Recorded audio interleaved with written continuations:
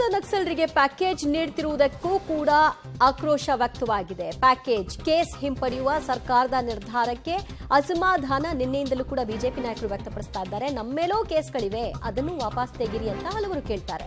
ನಮಗೂ ಲಕ್ಷ ಲಕ್ಷ ಹಣ ಕೊಡಿ, ಕೃಷಿ ಭೂಮಿ ಕೊಡಿ, ಮನೆ ಕೊಡಿ ಅಂತ ಆಗ್ರಹಿಸ್ತಾರೆ. ಸಾಮಾಜಿಕ ಜಾಲತಾಣದಲ್ಲಿ ಈ ಕುರಿತಾಗಿ ನೆಟ್ಟಿಗರಿಂದ ಆಕ್ರೋಶ ವ್ಯಕ್ತವಾಗ್ತಾ ಇದೆ.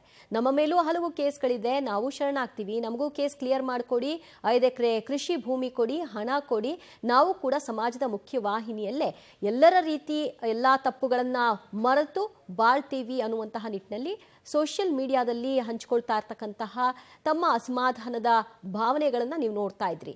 6 ಮಂದಿ ನಕ್ಸಲರ ಶರಣಾಗತಿಗೆ ಸಂಬಂಧಪಟ್ಟ ಹಾಗೆ ಸರ್ಕಾರ ಏನ್ ಪ್ಯಾಕೇಜ್ ಅನ್ನ ಘೋಷಣೆ ಮಾಡಿದೆ, ಇದರ ಕುರಿತಾಗಿ ಹಲವರು ಟೀಕೆಯನ್ನ ವ್ಯಕ್ತಪಡಿಸಿದ್ದಾರೆ.